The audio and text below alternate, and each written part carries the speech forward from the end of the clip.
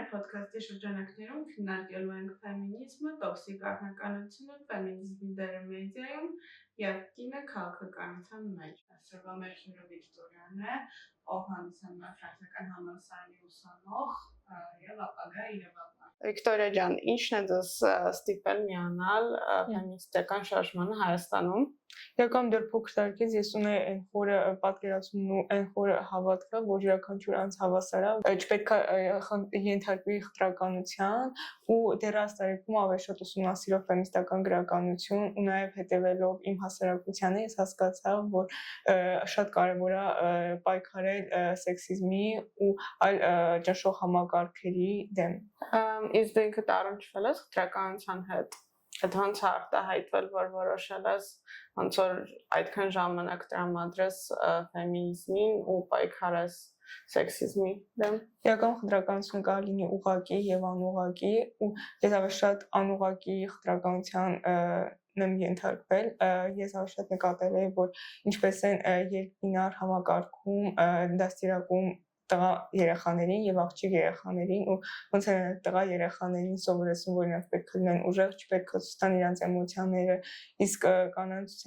ավելի շատ սովորեցնում են լինել թույլ, որ իրանք պաշտպանության կարիք ունեն, որ իրանք պետք է հնազանդ լինեն, ու ես նկատեցի, թե ինչքան են այս գենդերային կարծրատիպերը վտանգավոր հասարակության վրա, ինչքան պատազդեցություններ են թողում ընտանիքում կամ ընկերների կողմից ինչ որ նշում ես տեսել, ոնց է արտահայտվել։ Օրինակ ինձ դուր չէր գալիս, որ մեր հասարակությունը ինչ-որ պատկերացումներ ունի կնոջ վերաբերյալ ու կնոջ դերը օրինակ սահմանափակվում է միայն ապագայում մայր կամ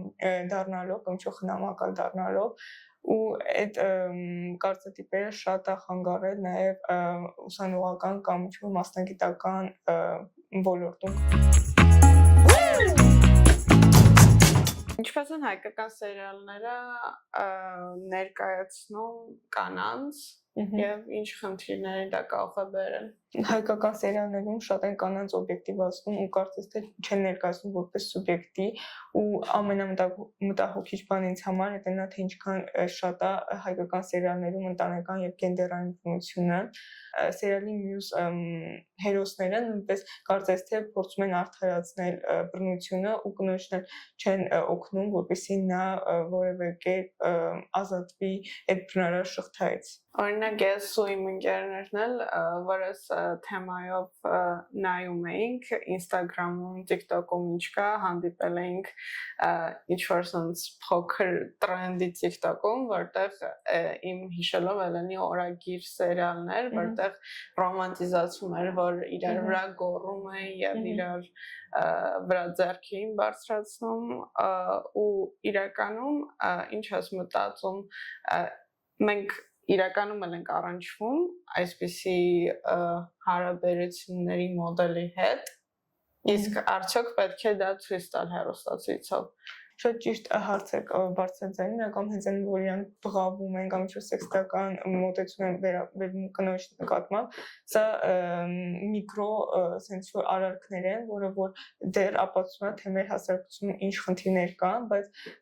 ու շատերը նշում են որ օրինակ ինչ ենք մենք փորձելու մեդիայում ինչ-որ փոփոխություններ անել, եթե մեր հասարակությունը իրոք sense է, բայց այս մոտեցումը շատ վտանգավոր է, որովհետև այն երկրում որտեղ գենդերային ընտանեկան բռնությունների ցուցանիշը էլ ավելի է շատ մենք պետք է մեդիան հարաբերս պատասխանատվություն վերցնի այս ամենի նկատմամբ ու պետք է փորձի ցույց տալ ավելի շատ դրական մոտեցումներ, թե ինչպես կարան օրինակ նպաստեն այս գենդերային բռնության վերացմանը։ Ինչ ես կարծում մեր երկրում մենակ այս խնդիրը թե ինչ որ համընդհանուր խնդիր է մեդիայի հետ կապված։ Իսկ համընդհանուր խնդիր է։ Այսինքն ամեն տեղ է ռոմանտիզացում բռնությունը կանանց նկատմամբ։ Այո, բայց փորձում են ավելի դրական մոտեցումներ ցույց տալ ու ցույց են տալիս կնոջը ավելի ուժեղ կերպարով, ով կարող է հաղթահարել։ Օրինակ վերջերս կար Մեծի Բրիտանիայում նոր ֆիլմ, որը կոչվում էր Դեռահարցության շրջան։ Այդ ֆիլմից շատ լավ էր նկարագրում բռնությունը ու դրա պատճառները ու թե ոնց են երեխաները հենց մեծացնում այնպես, որ իրանք են բռնարար դառնում։ Օրինակ հիմա նոր շարք է սկսել ինտերնետում, որ մի քանի հատ կին կա, ովքեր սկսել են հետ բերել այդ սեքսիստական մոտեցումը կանանց նկատմամբ, այսինքն իրանց սեքսուալիզացնում են, ու ինչ ես կարծում, ինչի ենք մենք սկսել էլի հետ գնալ 100 տարի առաջ եւ փորձել մեզ սեքսուալիզացնել, երբ որ արդեն ինչ-որ բաներ սկսում էին ուղղել պետք է ընդունել, որ կանայք նույնպես կարող է հայրիշխանական նորմերը վերարտադրեն, որ իրոք լուրջ խնդիր է։ Հիմա կան նաև շատ քաղաքական հարցեր, որ ինչ պատճառով են իրենք այս նորմերը նույնպես վերականգնում։ Ինչպես է վերաբերվում ընդհանրապես տոքսիկ առնականությանը, այդ ինչի առաջանում եւ ինչ հետևանքներ է ունենում մեր հասարակության վրա։ Տոքսիկ առնականությունը առնականության մի տեսակ է, որ պատկերում է այն հայրիշխանական նորմերը կամ հենց այն ավանդական կամ իսկական տղամարդու կերպարը, բայց սականում տոքսիկ առնականությունը վտանգավոր է թե տղամարդկանց համար եւ թե անուղղակիորեն կանանց կամ այլ մարգինալացված խմբերի նկատմամբ։ Ինձ թվում է պատճառները էլի այն է, որ երեխաներին հենց փոքր տարիքից սովորեցնում են, տղաներին հիմնականում սովորացնում են լինել ավելի խիզախ, ցույց տալ էմոցիաները, իսկ կանանց ավելի ընդունող, ավելի հնազանդ ու պետք է հենց նշեմ, որ օրինակ այն մարդիկ, ովքեր տոքսիկ առնականություն ցուցաբերում են, իրանք հենց ամենաշատն են, որ ունեն խնդիրներ հոգեկան առողջության հետ։ Իսկ շատ ենք բախվում դրա հետ Հայաստանում, թե ընդհանուր է դիվոր նորմալիզացված դաստիարակության մեթոդա, որ ծնողները կիրառում են իրենց տղաներին դաստիարակելուց։ Ինձ թվում է կարող է հիմնականում ամբողջ աշխարհում լինի, բայց Հայաստանում ես շատ եմ դա նկատում ու Հայաստանում այս տոքսիկ առնականության դրսևորումները կա ամեն ոլորտում, սկսած հենց ընտանիքից, համալսարանում, կամ դպրոցներում, կամ աշխատաշուկայում եւ ընդհանուր մինչեւ քաղաքական դիսկուրսներում։ Օրինակ ես իմ կյանքում շատ եմ առնչվում այն մարդկանց հետ, ովքեր մտածում են, որ ինչ որ պաշտոններ կան, որ կանայք չեն կարա ունենան քաղաքականության մեջ, օրինակ կինը չի կարող բննախարար լինի, որտեղ շատ էմոցիոնալ է։ Ես կարծում եմ, որ էլի շատ անտրամաբանական գենդերային կարծրատիպ կա, որ կինը էմոցիոնալ է ու չի կարա առավալ, որտեղ իրականում կարա ու էլի պատմության ընթացքում եղել են դեպքեր, որ կանայք հենց վերցել են այդ պատասխանատվությունը լինել ավելի բարձր պաշտոններում կամ հենց առաջնորդի կերպարում լինել, ու ինձ թվում է, որ շատ կարևոր է վերհիշել ու նաև ցույց տալ, որ այդ կարծրատիպը շատ սխալ են, անգամ հիմա մենք ունենք շատ տղամարդ քաղաքական գործիչներ, ովքեր ավելի էմոցիոնալ են իրականում, քան հենց կին քաղաքական գործիչները։ Իսկ օրինակ քաղաքականության մեջ, որ հիմա ինչ որ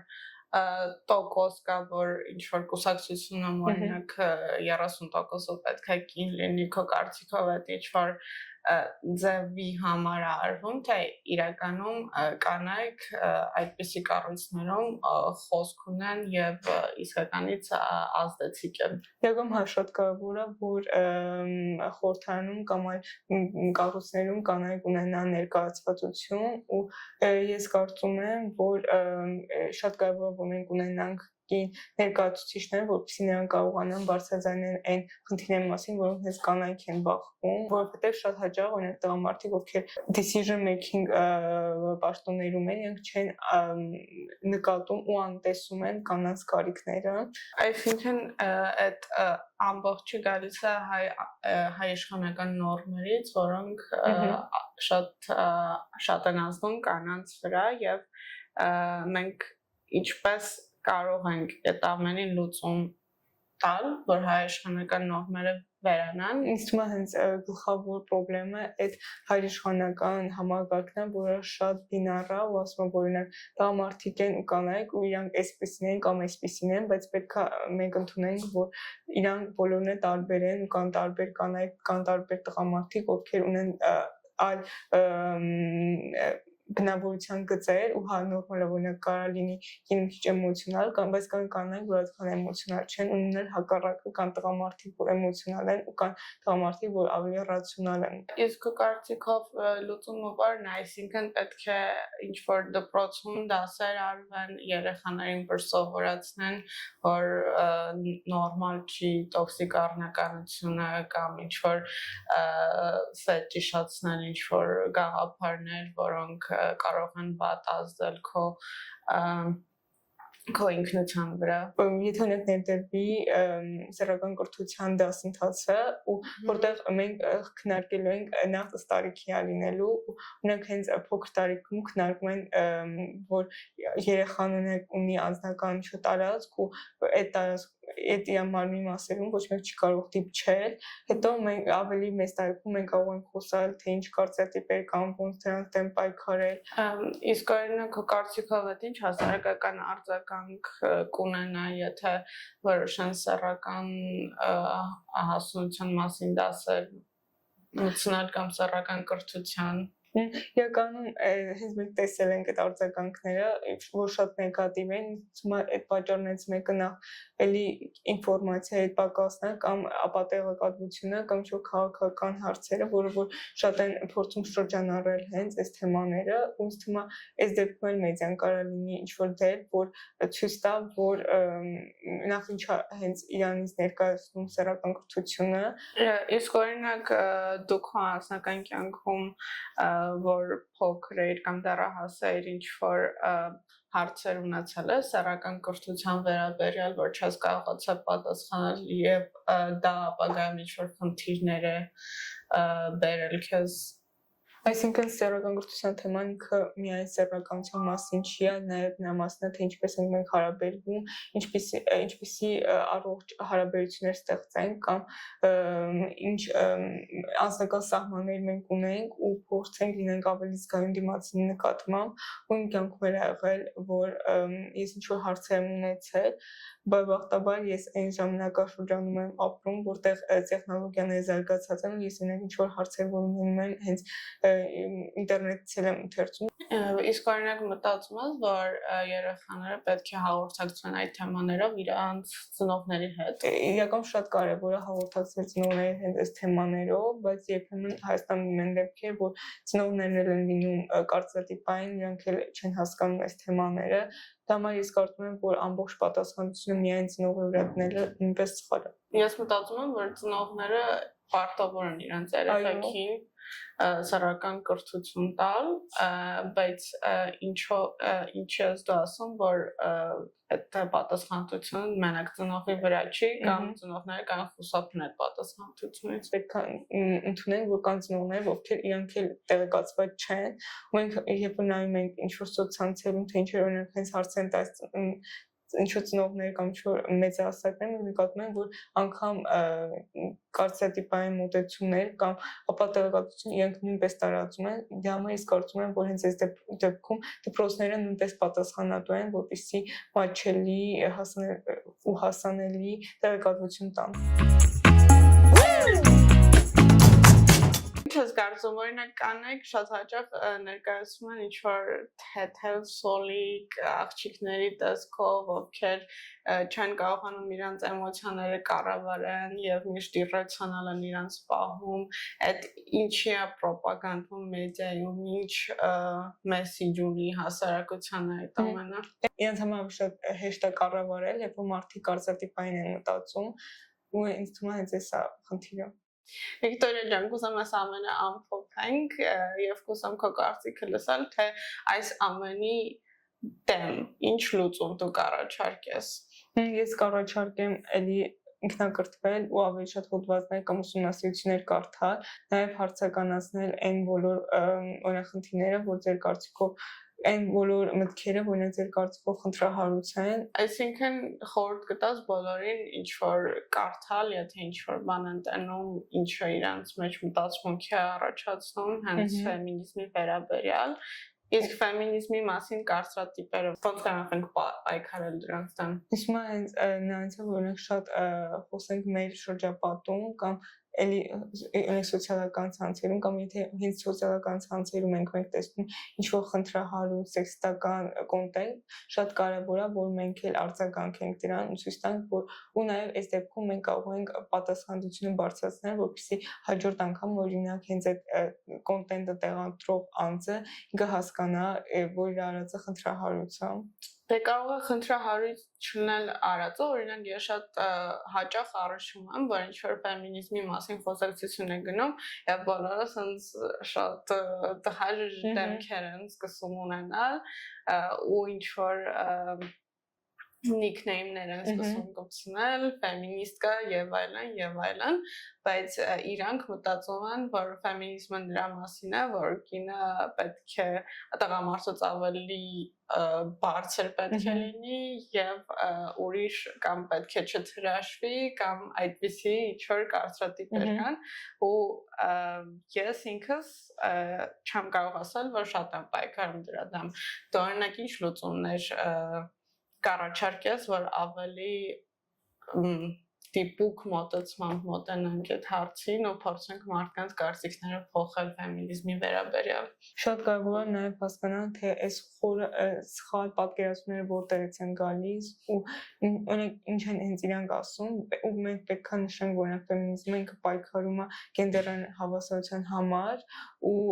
որպեսզի յուրաքանչյուր անձ ունենա իր հավասար իրավունքները ու կարողանա ինչ որ հնարավորություններ ունենա այդ իրավունքները իրացնելու համար։ Օրինակ եթե մենք խոսում ենք, որ մեր ընկերական շրջապատում ենք շատ ենք լսում ինչ որ այն ձևի nickname-ներ կամ ինչ որ